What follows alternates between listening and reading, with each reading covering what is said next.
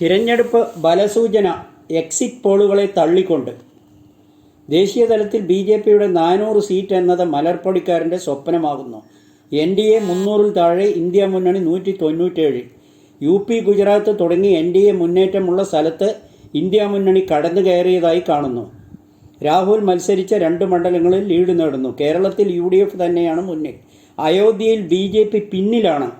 മമതാ ബാനർജിയെ കൂടാതെ ഇന്ത്യ മുന്നണിക്ക് 207 സീറ്റിൻ്റെ ലീഡ് കാണുന്നു. കോൺഗ്രസിന് 85 സീറ്റിൽ ലീഡ് നേടാൻ കഴിഞ്ഞു.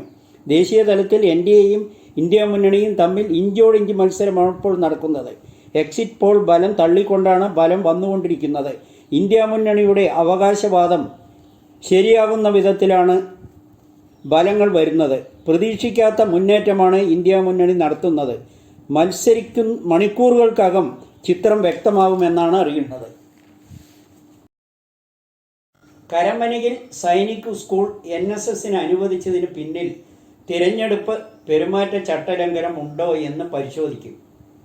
കരമനയിൽ സൈനിക് സ്കൂൾ അനുവദിച്ചതിന് പിന്നിൽ പെരുമാറ്റച്ചട്ടലംഘനമുണ്ടോ എന്ന് പരിശോധിക്കും CPM.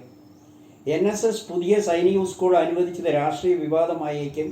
തെരഞ്ഞെടുപ്പ് കാലത്താണോ ഇതിൻ്റെ നടപടിക്രമങ്ങൾ ഉണ്ടായത് എന്ന് ഇടതുപക്ഷം പരിശോധിക്കും. തെരഞ്ഞെടുപ്പ് പെരുമാറ്റച്ചട്ടത്തിൻ്റെ പരിധിയിൽ ഉൾപ്പെടുമോ എന്ന ചർച്ച സജീവമാണ്. എന്നാൽ സൈനിക സ്കൂളുമായുള്ള ഇടപെടൽ NSS വളരെ മുൻപ് തന്നെ തുടങ്ങിയിരുന്നതാണെന്നും വിവരങ്ങൾ പുറത്തു വരുന്നു. തെരഞ്ഞെടുപ്പ് കാലത്ത് NSSനെ സ്വാധീനിക്കാനുള്ള നീക്കങ്ങൾ നടന്നതിന് പിന്നിൽ ദുരൂഹതയുണ്ടോ എന്നാണ് CPMൻ്റെ സംശയം.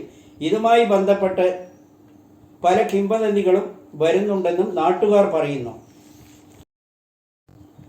സിവിൽ സർവീസ് പരീക്ഷയിൽ നിരവധി പേർ പരാജയപ്പെടുന്നതിൻ്റെ കാരണം മുൻ ചീഫ് സെക്രട്ടറി ജയകുമാർ.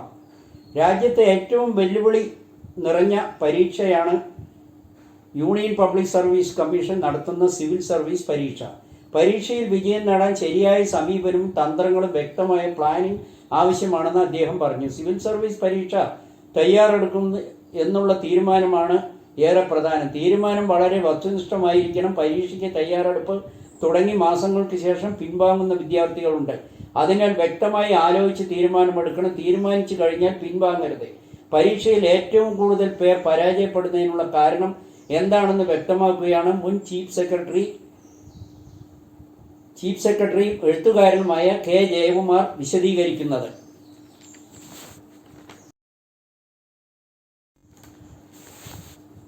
രാജ്യത്തെ ലോക്സഭാ തെരഞ്ഞെടുപ്പിൽ 64.2 കോടി വോട്ടർമാർ വോട്ട് ചെയ്തോ ലോക റെക്കോർഡെന്ന് തെരഞ്ഞെടുപ്പ് കമ്മീഷൻ. മുഖ്യ തെരഞ്ഞെടുപ്പ് കമ്മീഷൻ രാജീവ് കുമാറാണ് വോട്ടെടുപ്പിന് മുന്നോടിയായി വിളിച്ച പത്രസമ്മേളനത്തിലാണ് 64.2 കോടി വോട്ടർമാർ വോട്ട് ചെയ്ത ലോക റെക്കോർഡ് കാര്യത്തെപ്പറ്റി പറഞ്ഞത്. വനിതാ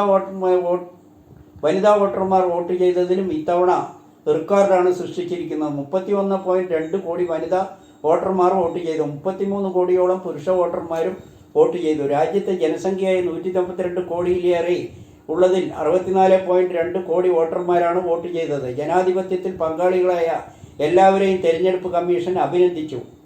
സംതൃപ്തി നിറഞ്ഞ ദൗത്യമാണ് പൂർത്തിയാക്കിയത്. ചില ആരോപണങ്ങൾ ഉണ്ടായത് വേദനിപ്പിച്ചെന്നും രാജീവ് കുമാർ പറഞ്ഞു. ജമ്മു കാശ്മീരിൽ കഴിഞ്ഞ 4 പതിറ്റാണ്ടുകളിൽ ഏറ്റവും ഉയർന്ന പോളിംഗ് ശതമാനമാണ് ഉണ്ടായത്. ജമ്മു കാശ്മീരിൽ നിയമസഭാ തെരഞ്ഞെടുപ്പിന് സജ്ജമാണ്. മണിപ്പൂരിലും ക്രമസമാധാനമായി വോട്ടെടുപ്പ് നടന്നെന്നും അദ്ദേഹം സൂചിപ്പിച്ചു.